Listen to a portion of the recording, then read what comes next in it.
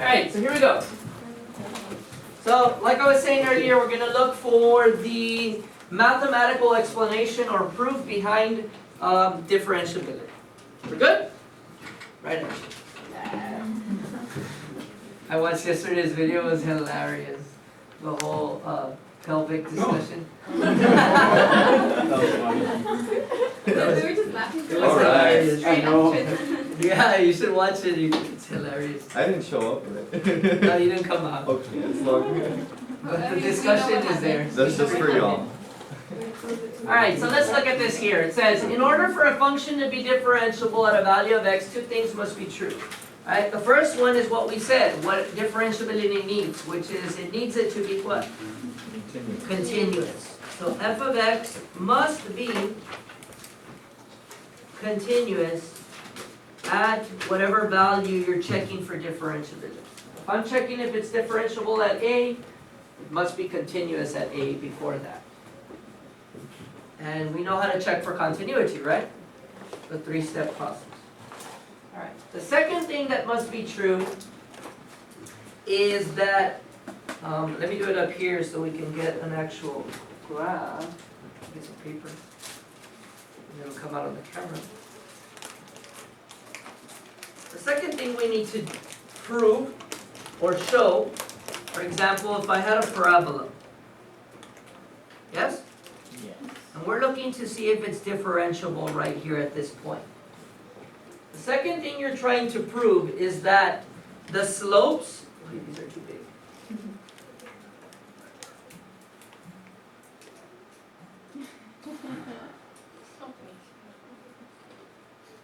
Is that the slopes, okay, the slopes of the tangent lines on either side of that point are approaching the same what?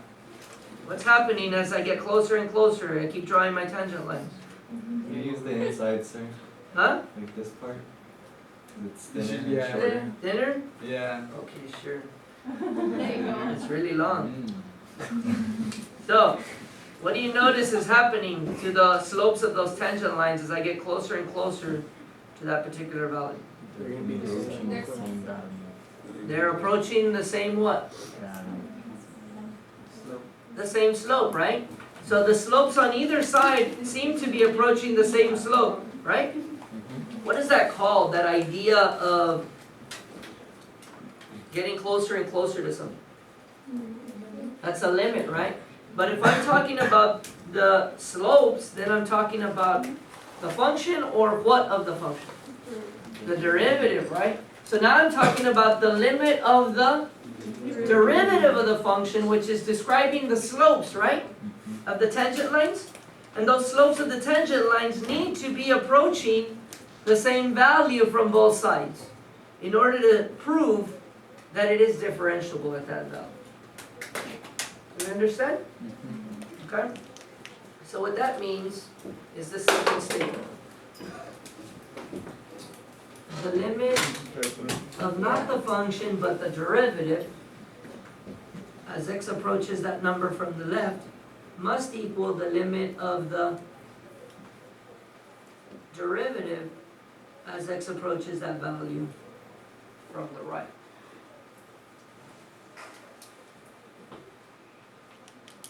So what does that mean if you were to look at those symbols and try to explain it to somebody in words?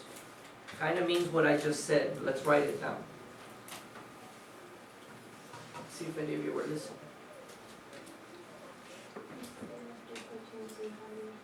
What must be approaching the same value? The derivative from the left. Tangent lines?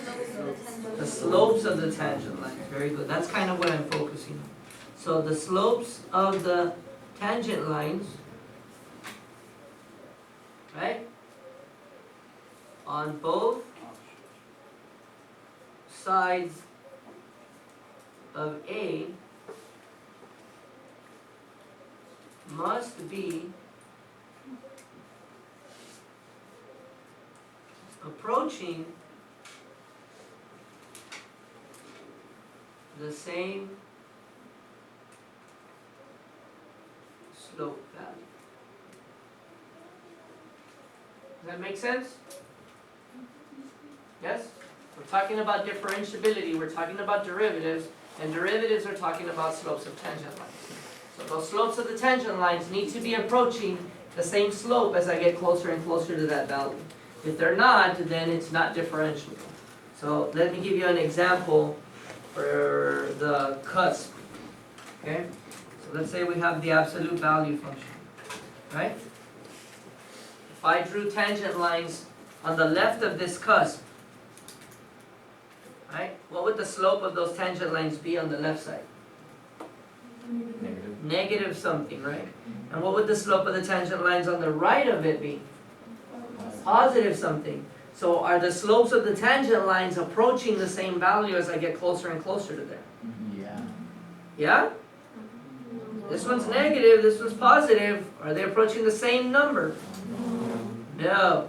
Will they ever approach the same number? No. That's why it's creating a cusp. That's why it is not differentiable at the value.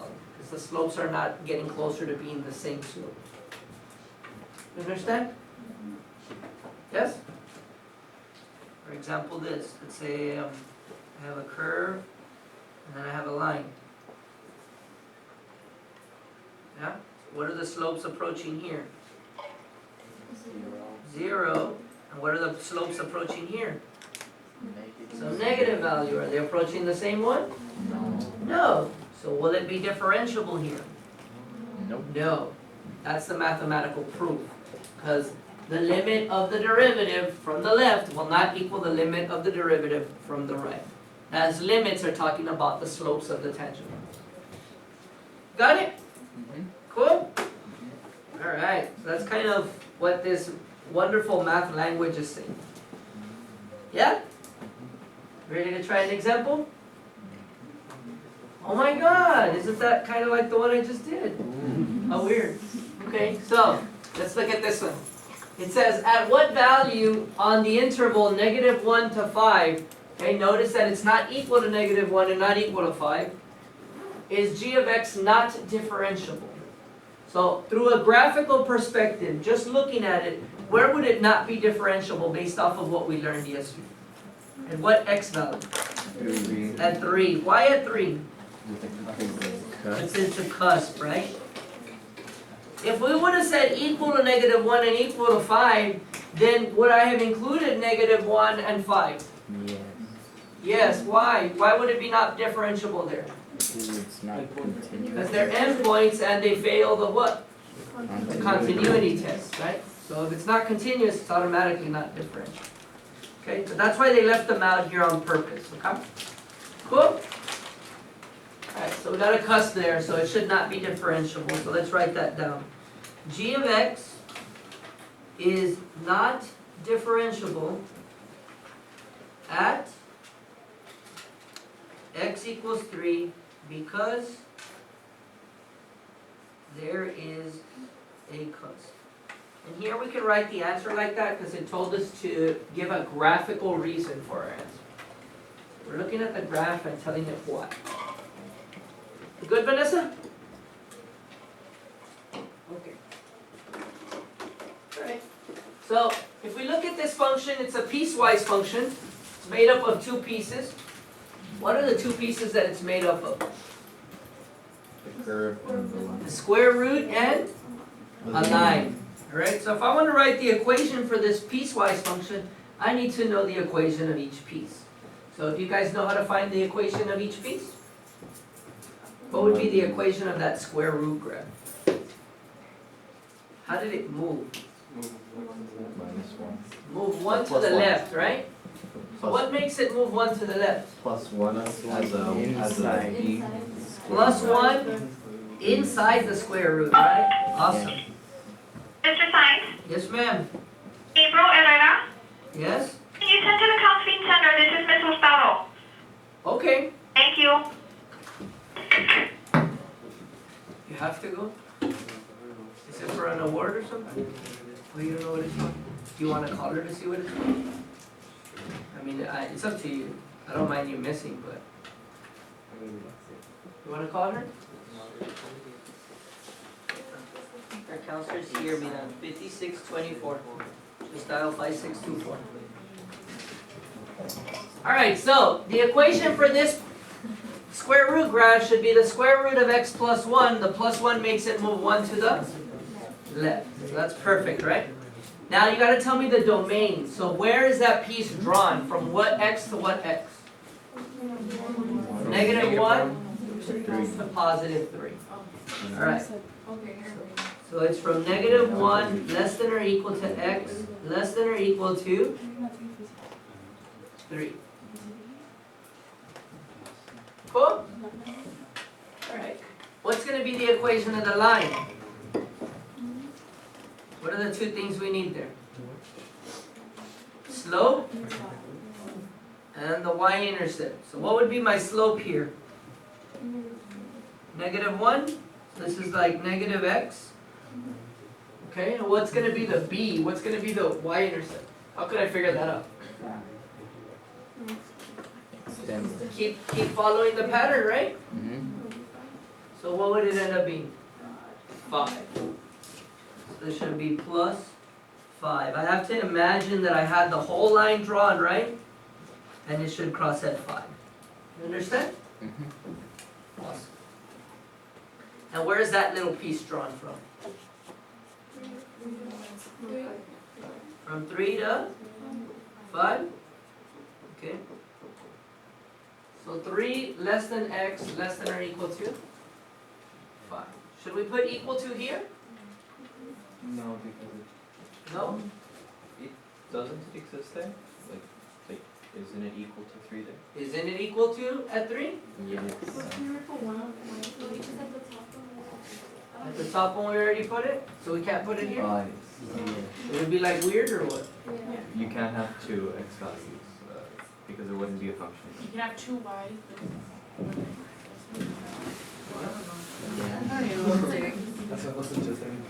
But it's the same x?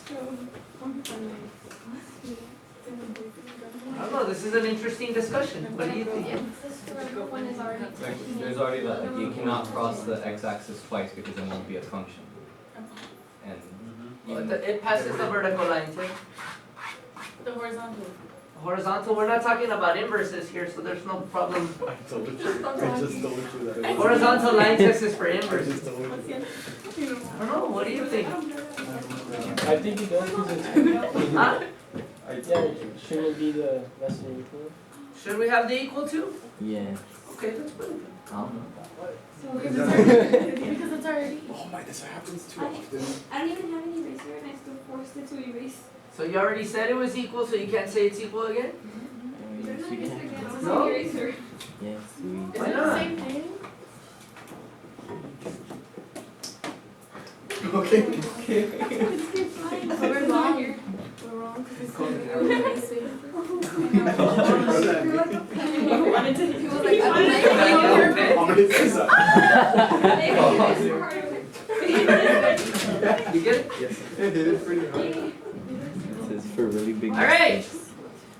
So, not necessarily, it doesn't have to have it there, right? But for either function, it is, you can evaluate it at 3 and you do get an answer, right?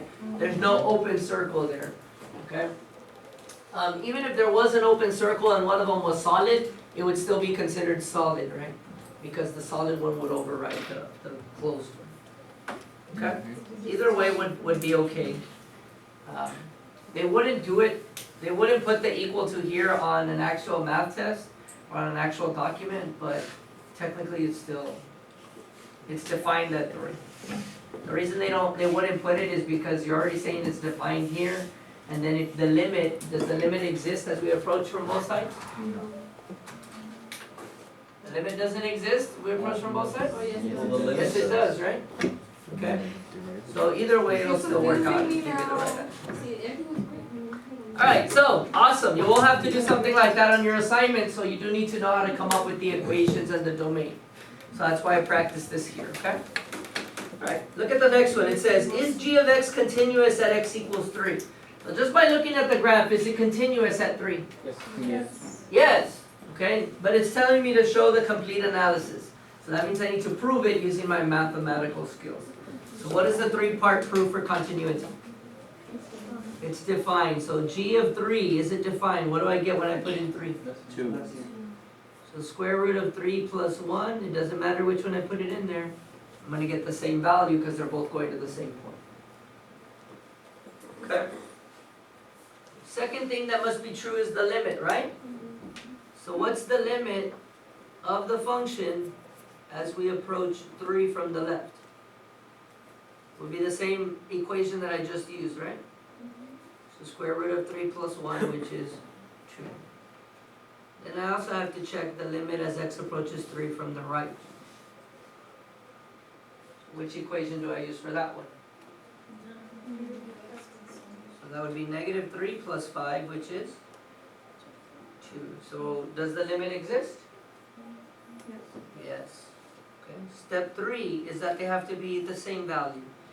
So g of 3 equals the limit of g of x as x approaches 3, right? Therefore, g of x is continuous at x equals 3. And that's a beautiful mathematical process proving to the world that it is continuous at that value. Okay, Ashley? Yes?